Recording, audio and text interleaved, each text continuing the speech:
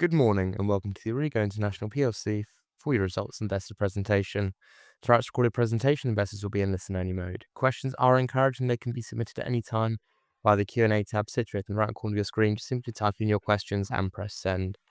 The company may not be in a position to answer every question it receives in the meeting itself.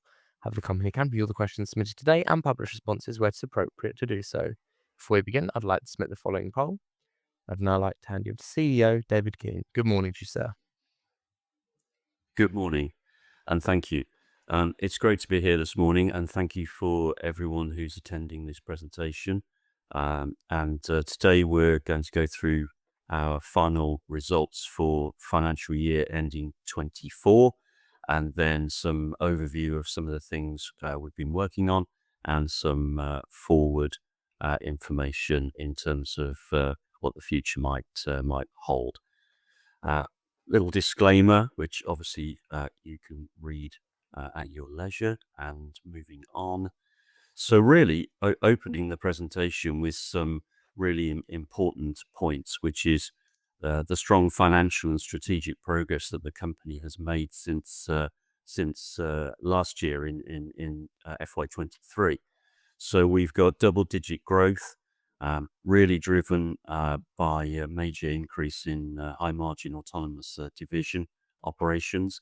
We've expanded our customer base and achieved further proof points of technology and vehicles in operations with those customers.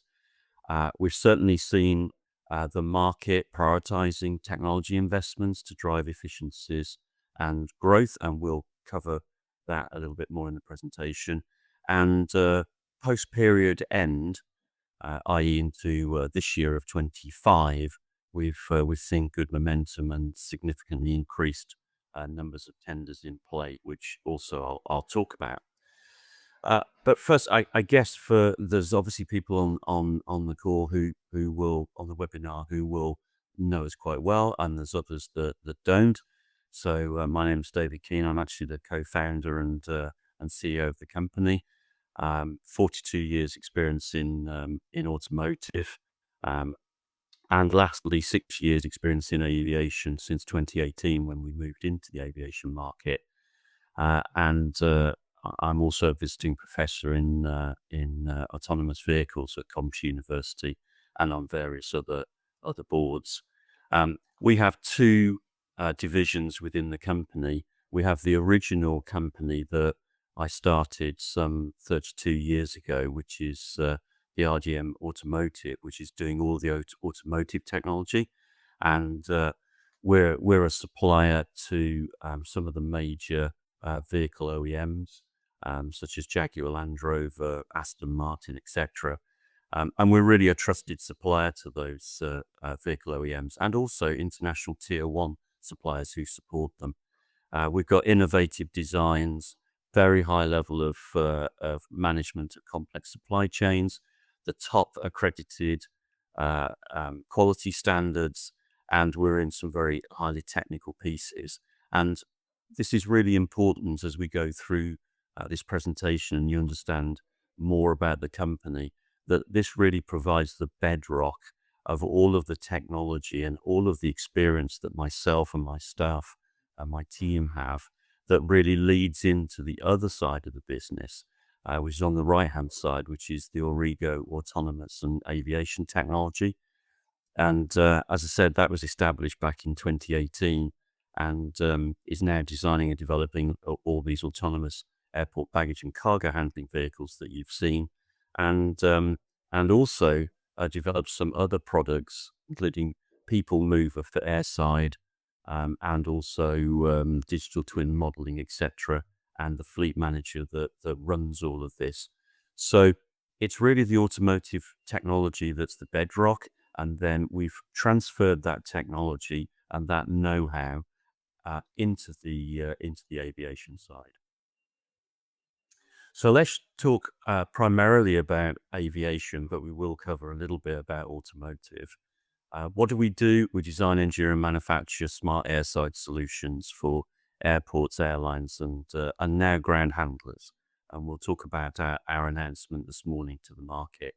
And you can see here, this is the front cover of Airside International, we've managed in very short time since we IPO'd the company to build quite a presence, build our brand, and be recognized internationally as effectively disruptive technology, new technology that's coming into the airports, and we've received significant coverage.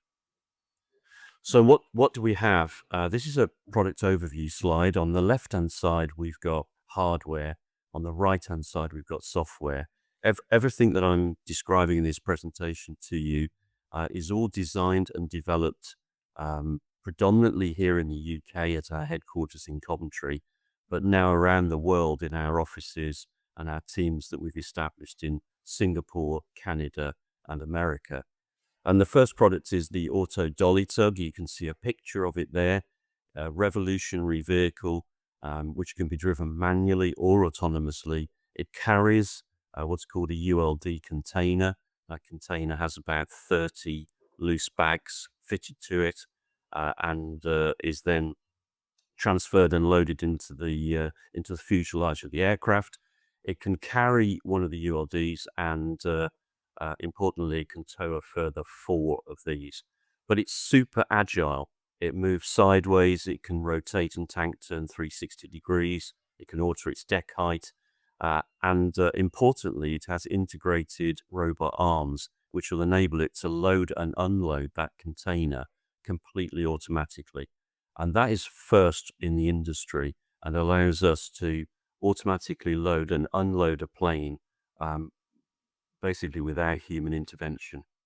We have a new product that we've just recently launched, which I'm going to talk about in a second, which is called Auto Cargo, because not only now are we transferring baggage and baggage containers, but we're now moving into the cargo market, and we've successfully developed this product with UPS, which we'll see in a short while. We have a product called Auto Shuttle that we actually developed and launched in 2018, and that's a 10-seat airside passenger vehicle, not for passengers, as in passengers for the aircraft, but for the crew that are flying on that aircraft, engineering employees, and generally all airport or airline employee movements. On the right-hand side, we have our software. You can see a picture in the top right. That's our Auto Sim. This has been developed by us completely in-house. Was originally, I tasked the team originally to develop something that would allow me to use it as a sales tool, really to visualize what the future could look like.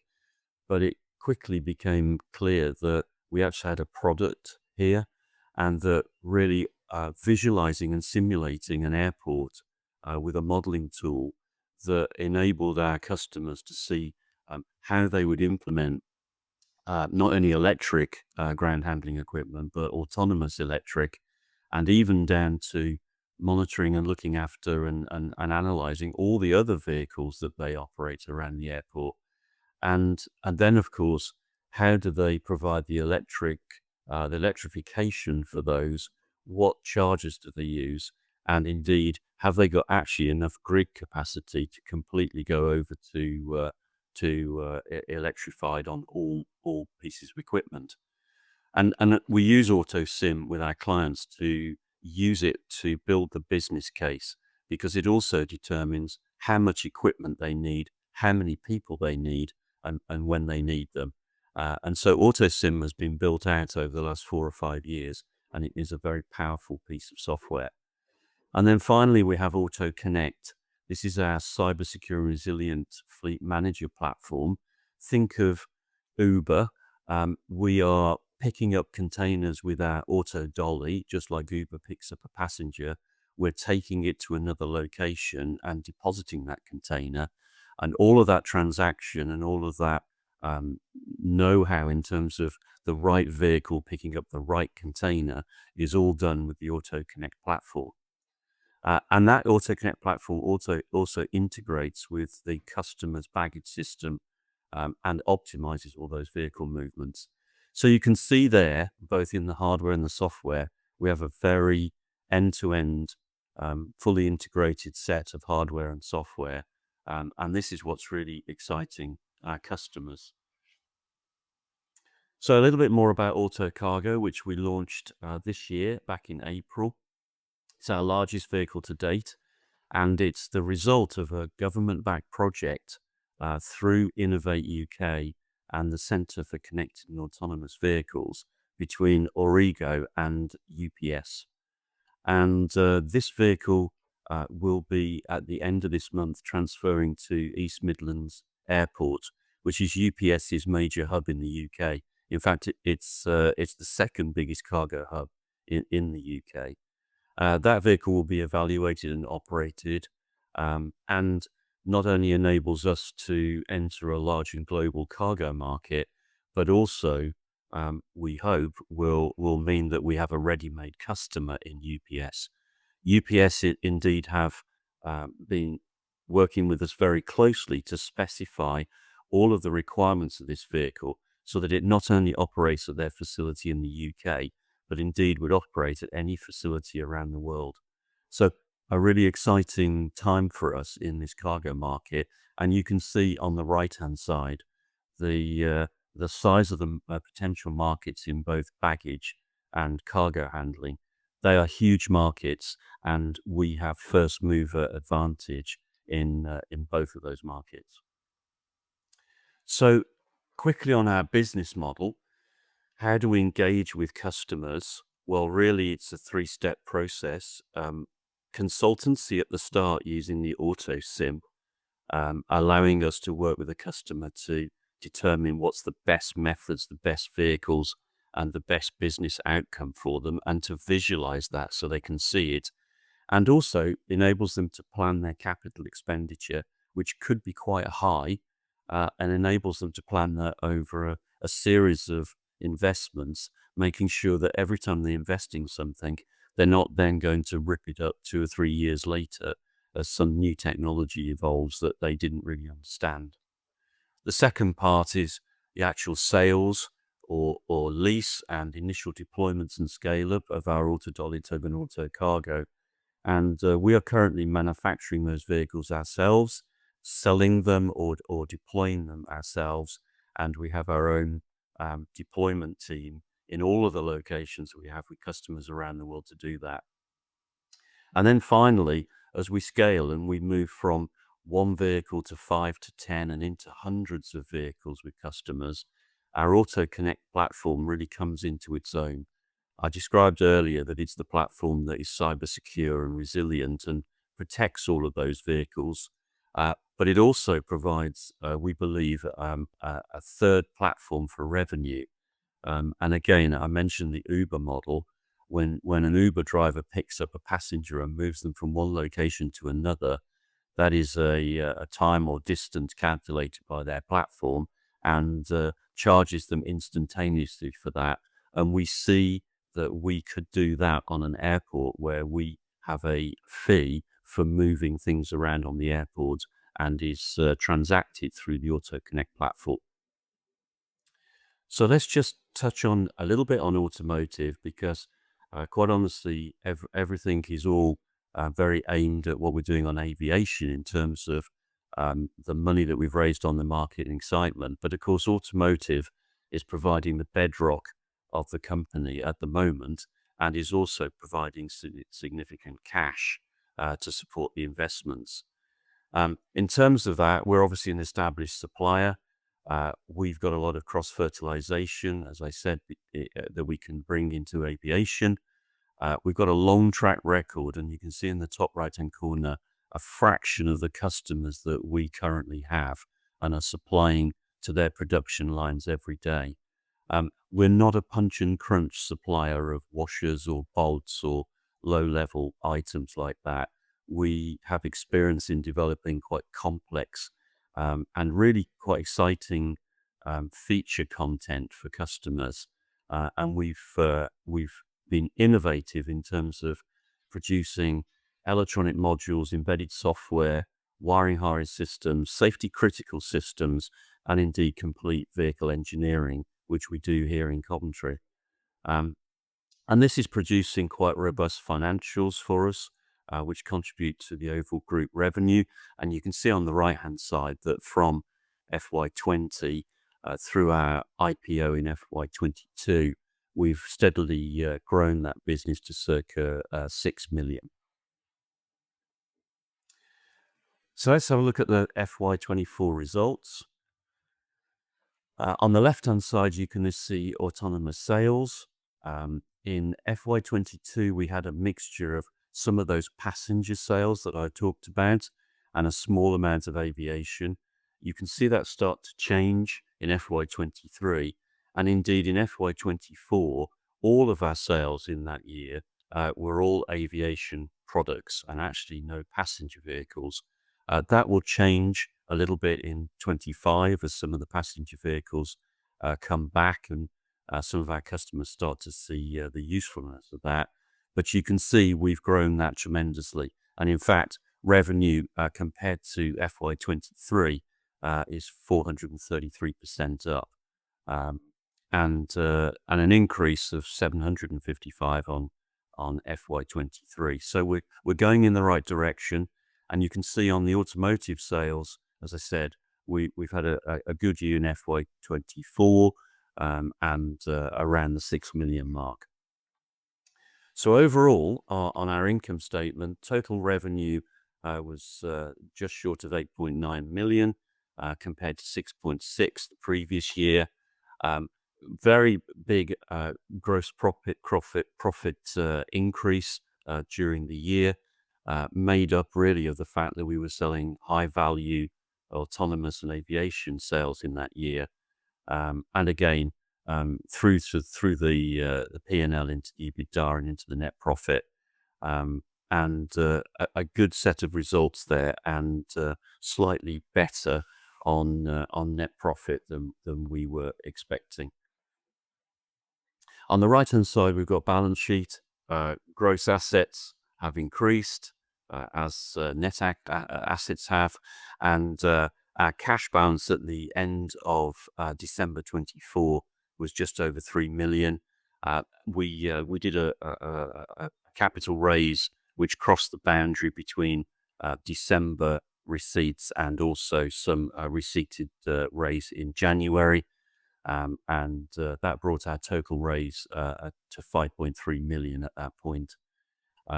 Some R&D capitalization in the period, quite extensive. You obviously realize we're an R&D company, and we also benefit from R&D tax credits, which we apply for every year and have been successful in every year actually since I can remember we started recovering those tax credits. We now have 6 of our vehicles which were built in-house were transferred to fixed assets in the year. We currently didn't have them as fixed assets, but we've moved them. In fact, all vehicles that we have built to date and deployed to our customers, we still own all of those vehicles, even though the customers in their project costings have paid for those vehicles. Cash generated by automotive, as you can see, was a very healthy 1.1, just over 1.1 million, and cash generated from autonomous activities, 2.1 million. So very good results, increasing from our position in FY23 and meeting our guidance and slightly better on EBITDA performance and net profit. So our financial strategy is really in 6 areas. One is steady automotive growth. We're very good at automotive. We've been at it a long time, and scaling that automotive division just gently, but making sure it's highly profitable and highly cash generative is really important. Secondly, driving the aviation sales really to get really material annual growth over the next 3 to 4 years, because that's really where the step change with the company is going to come from. Growing the hardware margin, as we increase the volume, we're able to purchase better and we're able to get the margin higher on those vehicles. And of course, as we're able to agree and move from proof of concept deployments into where we're going next, which is more into fleet sales, we'll be able to negotiate better commercial terms with upfront payments. And in fact, most of the transactions with customers that we did in FY24, there was a proportion of those contracts with cash upfront. We're still using our ability to obtain grant funding to supplement cash. Um, and as I said, the project with UPS was a grant-funded program, and there will be more news in FY25 on where we're going with grant applications, and we've certainly been applying for extensive R&D grants, which we'll give more information on later on in the year. And finally, focus on cash flow break even. We always get asked this question, when will you be break even and in fact into positive? And it's a clear focus for the company. I don't have a definitive date for when we will do that, but I can tell you we're here to make money, and we're here to get the company very focused on being cash flow break even as soon as we possibly can. So a bit on operational progress. I haven't mentioned the pictures much in this presentation, but there's a really nice picture of some of the things that we have positively done through last year and into this year is get our vehicles operating in very severe weather. This is a picture from Singapore where we've actually operated in very heavy rainfall. And in fact, if our vehicles cannot operate in these environmental conditions of heavy rain, snow, high temperatures, cold temperatures, then they're just not fit for purpose. And this is where our automotive skill set comes in to build vehicles that are robust, but also we generate more and more IP. And in fact, the algorithms that we've developed for operating our vehicle in the rain, we think are unique and very valuable. So let's just have a look at some active customers and partners as examples. I'm going to start on the right-hand side with IAG. We first started with IAG with British Airways back in 2018, and they are still a customer, and also we have a partnering agreement signed with IAG. We have 2 operations with them currently, one in the UK and one in North America. We still are operating heavily with Changi Airport Group. We have a large team at Changi. We have 15 people. I believe by the end of next week, it'll be 17 people. We have an office in Terminal 1. We're embedded into their operation. And we have 7 of our vehicles operating at Changi. And we also have a partnering agreement, which when the time is right, will allow us access to 130 plus airports where they are either operating them or owning them or advising them. We have a similar arrangement with Schiphol Group. We have 1 vehicle at Schiphol Airport, which has been there some time now. And I'm going to go on in the next slide to give you an example of how these partnering agreements actually start to bring benefit to the company. But Schiphol Group have Aviation Solutions as their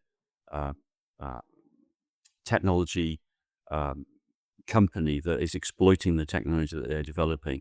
And they've currently got more than 80 airports where they either operate the airport or they sell or advise technology. I'm very pleased this morning to be able to add the left-hand company, which is Swissport.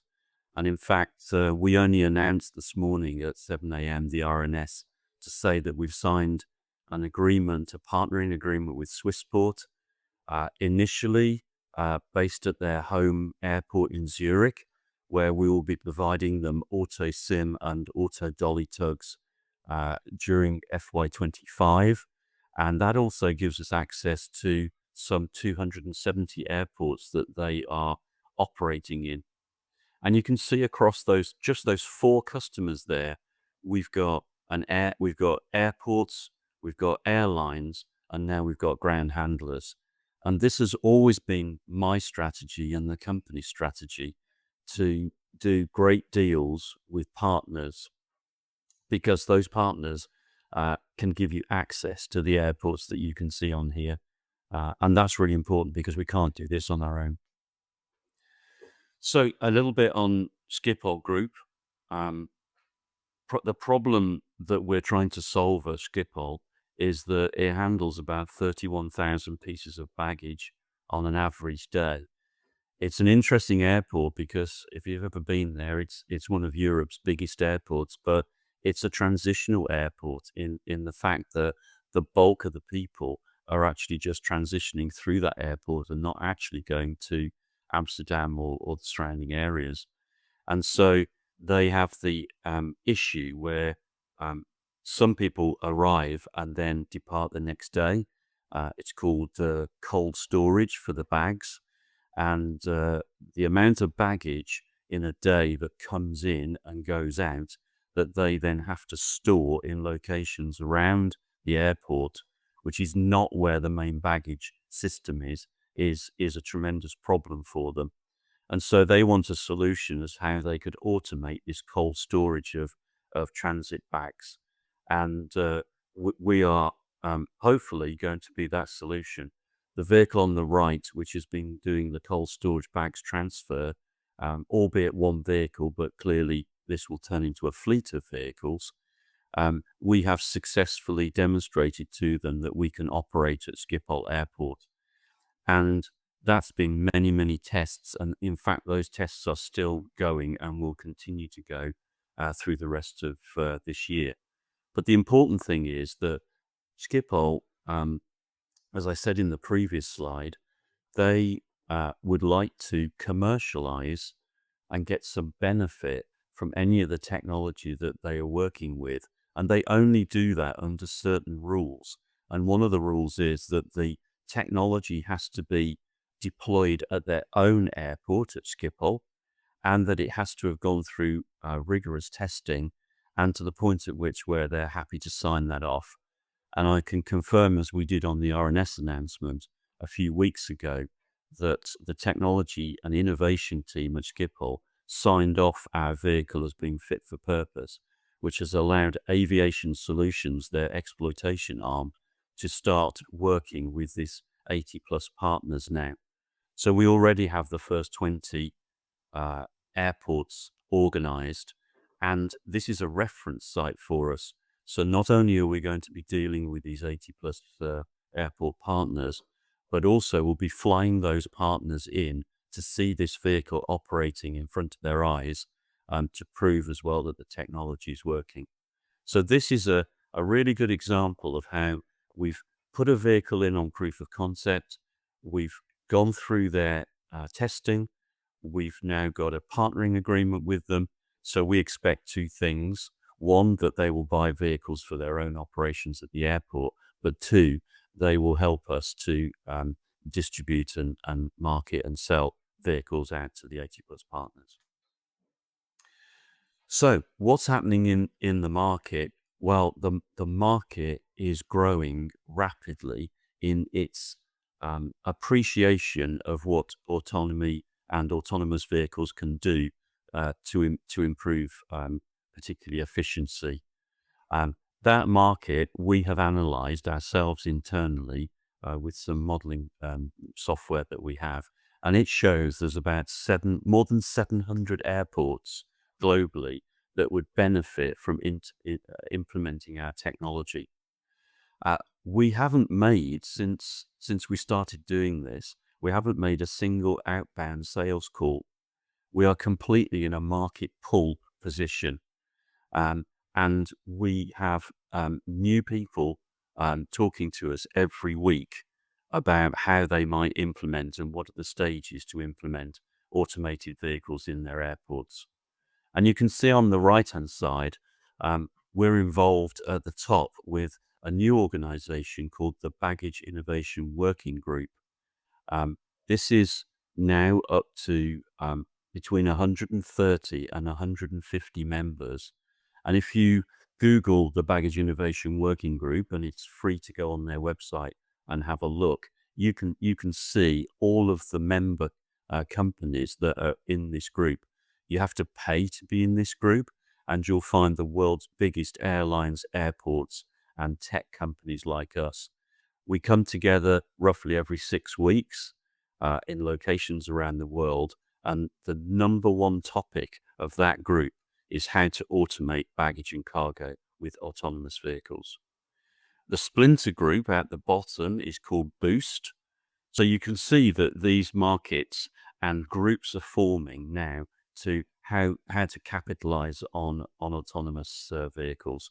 And as I said, why do they want to do that? They want to improve their operational efficiency, reduce errors, reduce accidents, reduce crashes by manually driving into aircraft. They've got labor shortages. As I've said many times, we're not here to displace thousands of people. The truth of the matter is that airport travel and air transit is bigger now than it was pre-COVID, and airports and airlines are struggling to keep up. And so, to fill the labor shortages, why not bring in some robotics and automation? And where people are maybe doing those jobs, like moving empty containers around an airport, redeploy those people who are all security cleared, redeploy those people into more value-added jobs, and have robots like ours do the jobs of moving some of the baggage and cargo containers around. And of course, the airports are now struggling with environmental regulations that are coming in, stricter emissions and adoption of electric ground support equipment, and also directives over manual handling, which is now in Europe. And of course, they're very excited about how do they make improvements by bringing technical advancements in, such as AI and machine learning. And of course, that is the root of all of the things that we're working on. So our route to scale is really 4 steps. One, leveraging the people that we already have. We have some fantastic people who have been in automotive a long time. We've now got dedicated teams that are in aviation, and they are cross-fertilizing each other. Use our skills in manufacturing. We've been manufacturing for 32 years for automotive in vehicles, and now we're applying that skill set into manufacturing these new vehicles. And you can see on the right a new render of our manufacturing facility that we're going to have here in Coventry for a new range of these vehicles that we're building, whether they be cargo vehicles or whether they be baggage vehicles. And when I say manufacturing, this is low investment. We're not talking about employing 3,000 people and having a huge facility. We're going to use our skill set in the way that we've designed the vehicles, which is high-level assemblies from our supply base. So we're not really manufacturing, we're assembling our vehicles. And this is very akin to how JLR or Bentley or Rolls-Royce would build their vehicles, and we're using our skill sets to do that. And then continue to win new customers. I don't think there's any difficulty in winning new customers, as we've proved this morning with our announcement with Swissport. And also continue to listen to what our customers want. And in some cases, what they don't know that they want, because we have to listen really carefully about how we might use the technology to unlock some of the things that maybe that they haven't been able to unlock before. So those are our route to scale. So summary and outlook to bring us to a conclusion. We're technology specialists. We've been in automotive a long time. We're now using that technology and our experience in aviation. And we're also bringing something that I think is unique. We're bringing a different perspective into aviation. We haven't been in aviation 50 years. We've only been in aviation 6 years, and we're bringing a much more disruptive, cleaner thinking strategy into what could be possible into aviation operations. It's really been a year of growth in 2024, significant growth in revenue over what we've done previously, and hopefully we will continue to do that. And really, automotive really underpinning what we're doing on everything else, driving good cash. That market opportunity is increasing. You know yourselves when you travel, air traffic is increasing rapidly and is set to double by 2040. And we have now more tenders that are coming through to us, official tenders. So moving from phone calls or emails or just meeting people at aviation shows who are interested, moving physically to tenders, which we are responding to. And as I've said, these groups forming now, Baggage Innovation Group, Boost, these are serious clusters coming together to deliver this. So looking ahead, we've had a good start to 2025, particularly with announcements with Schiphol Group with Aviation Solutions, and this morning with Swissport, and we hope for more good news as we go through 2025. We do have our guided revenue weighted to the second half of the year, which was very similar to last year, because these tenders and timing of these projects do take time to get through the system, but nonetheless, we are winning them. There's more tenders in play and more appreciation that actually the technology is there and could be implemented. And on outturn, obviously we're dependent on tenders, but we believe we're still expected to be in line with the board's expectations. And then finally, you can see a smattering of some of the blue chip global customers and partners that we have established. And if you looked at that panel when we floated the company in 2022, we only had one aviation customer, and now we have all of those really good blue chip customers. So thank you very much for listening to me, and I'll now hand back and we'll move to a Q&A session. Thank you. Perfect, David. Thank you very much for your presentation. Ladies and gentlemen, please do continue to submit your questions. You can do so just by using the Q&A tab that's situated on the top right-hand corner of your screen. David, we have received a number of questions, so I'll start with the first one here, which reads as follows.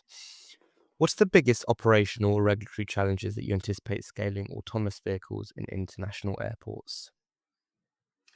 Well, at the moment, a good question. At the moment, interestingly enough, there are no regulations for autonomous vehicles operating at airports.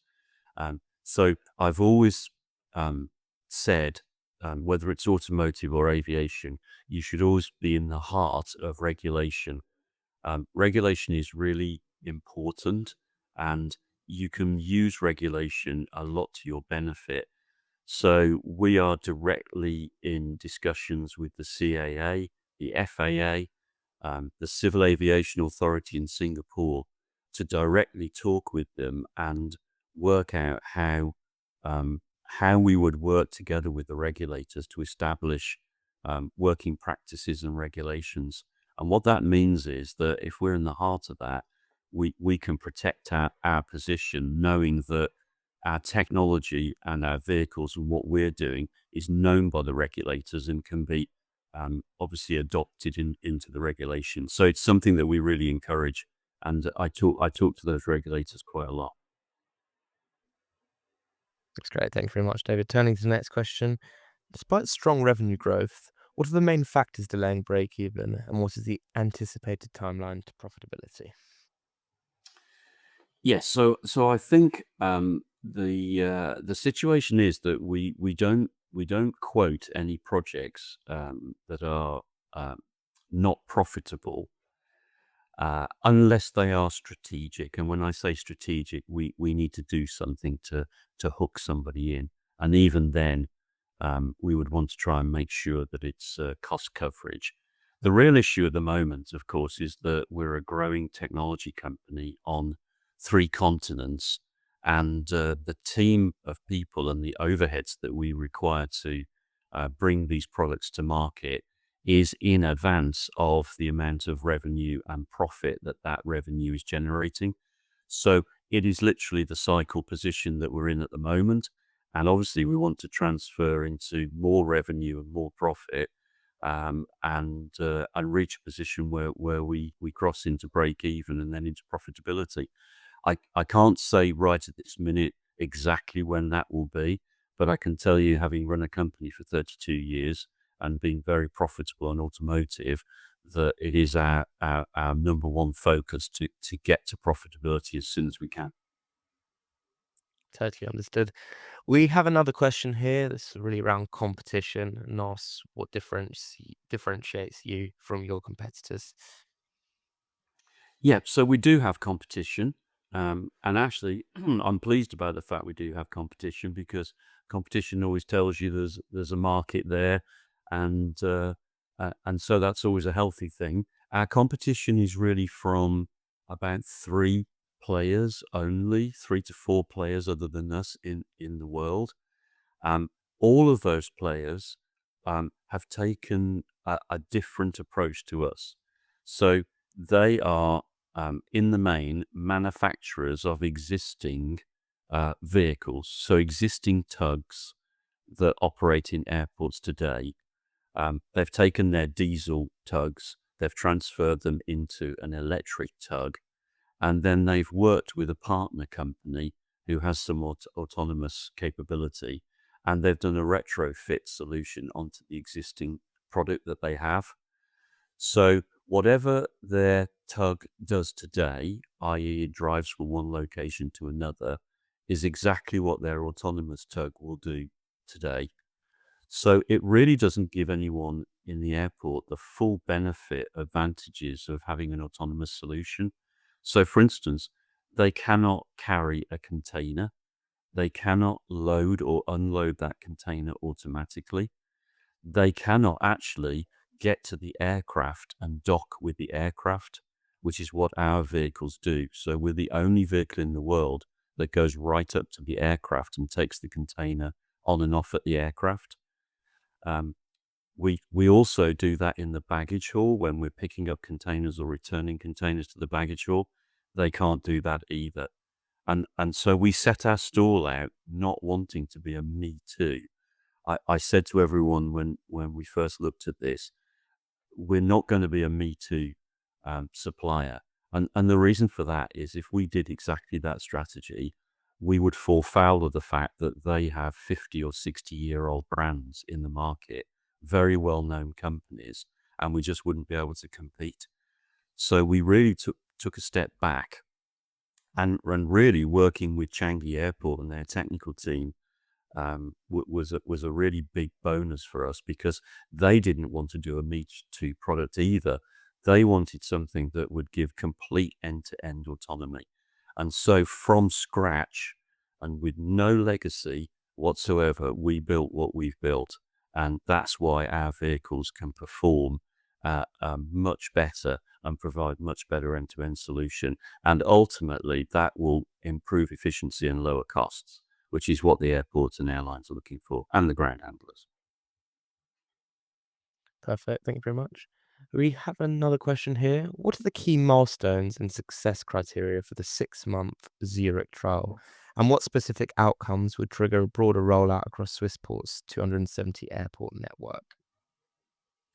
Yes, so the 6-month program is split into 2 periods. The first period will be an auto sim evaluation of the operations that Swissport are currently doing at Zurich Airport, and within that, so create the baseline of what they're doing today, and then run the simulations as to what they could do in the future. And also, more importantly, look for quick wins.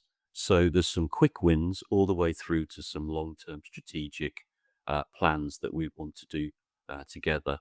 So if in the first 3 months we can analyze that and work out where the quick wins are, we can then in the second 3 months bring an auto dolly tug live onto the apron at Zurich Airport.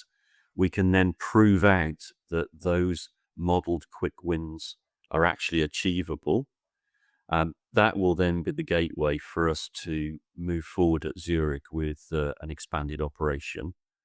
But also during that period, we'll be able to demonstrate to other areas of the business in different locations around the world that this is how we do the simulation, this is how we implement a vehicle, and then we can start looking at maybe getting those quick wins in those locations as well. So really, those are the trigger points through the period. Understood.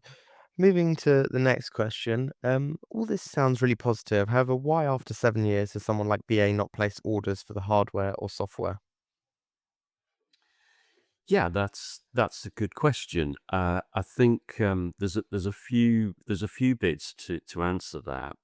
The first is that they did try some early um, incarnations of automated vehicles, not ours, um, but other people's.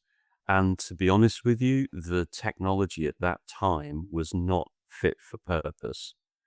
And that set them back. It actually set quite a number of people back who looked at some of the early ways of maybe automating ramp and airport operations. And so there was a little bit of hesitancy over that period.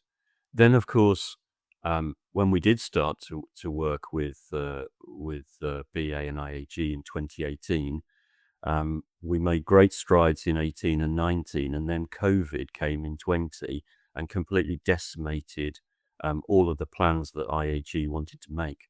So that didn't actually come out of that period for, well, way into 2022, in fact, even into 2023. So really, it looks like it's been 7 years, but it hasn't been 7 years at all. It's been a much smaller period. Um, and in that time, of course, the technology, whether it's systems, software, or sensors, has increased rapidly. And you can see that with some of the advances some of the car people are making in America and so forth, in terms of how those vehicles have started to operate in San Francisco and other locations. So I would say we haven't been going at it 7 years, and the technology is now improved. And I think those old failures with systems that couldn't do the job are now past. Perfect. We got another question from the same investor. You said that Changi had 7 vehicles. I thought that their contract was for 4 vehicles. What accounts for the additional numbers? Yeah, so the 7 vehicles there, we have, if you go back in time, so I'll go back. So currently we're executing what's called Phase 2B, and in Phase 2B, that is for 4 vehicles, which we delivered. But previous to that, we've had additional phases that have been leading up to those 4 vehicles, and they have required vehicles to execute those phases. So Phase 2A came before that, and then a previous proof of concept program that we did for them.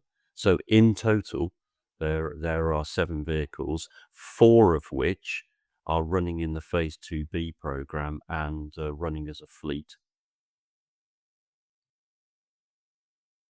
Perfect. Turn to the next question. How much control do the 4 main partners have over you, and how do you agree pricing with them? Uh, well, I don't think they have what I call control, as in uh, the way that might be phrased, in that they can sort of dictate what we do and when we do. Um, the reason I say that is because I think in this market with this technology, gone are the days where you've got a customer and a supplier relationship. And this is why we've got partnering agreements, because we've got one side of the coin. Our side of the coin is we're experts in the technology, and we're developing vehicles that will do the job and work all the time and deliver what they want.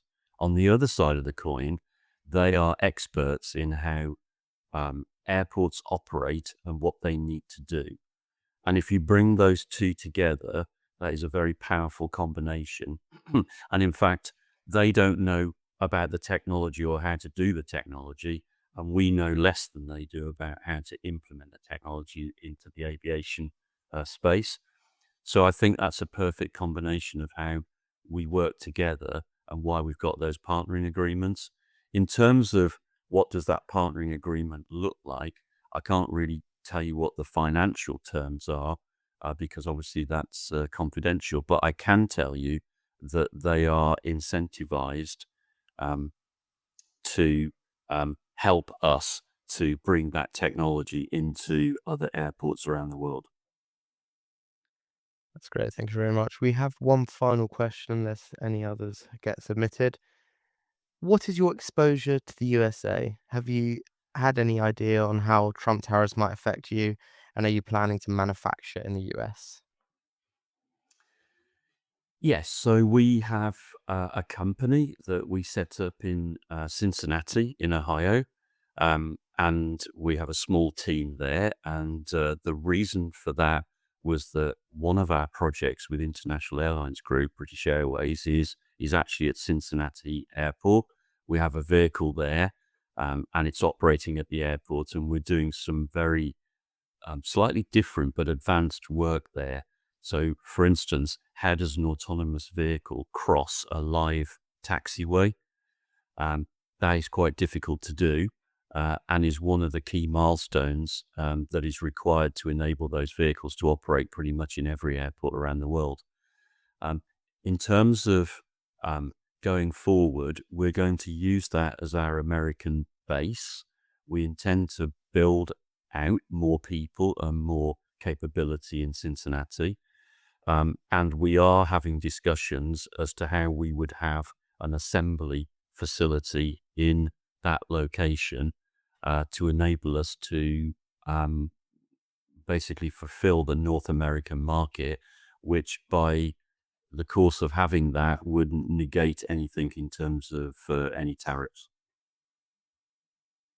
That's great, David. As I mentioned, that was the final question. So just before redirecting investors to provide you with their feedback, which is particularly important to yourself, could I just ask you for a few closing comments? Yes, indeed. Well, again, I'd like to thank everyone who's taken the time to listen to this presentation. I think Uh, it's been a very exciting year in 2024. We've certainly made great progress. You can see from the partnerships and the relationships that we have, they're at a blue chip level. We have technology that is obviously working and proving itself in locations, and the same technology in multiple locations, so it's no different in terms of technology terms. So I think the company is very well equipped to bring this into production. We have the people and we have the knowledge, and at the moment we also have the funding in place to do that. So I'm really excited about what we can do in 2025 and beyond, and I look forward to talking to you more about this and hopefully sharing some more exciting news as we go along. And thank you for those people who are current shareholders, and for those that you aren't, who aren't currently, I look forward to potentially getting you on the share register. Thank you. David, thank you once again for updating investors today. Could I please ask investors not to close the session, as you'll now be automatically redirected to provide your feedback, and all the management team can better understand your views and expectations. On behalf of the management team of Aurrigo International PLC, we'd like to thank you for attending today's presentation, and good afternoon to you all.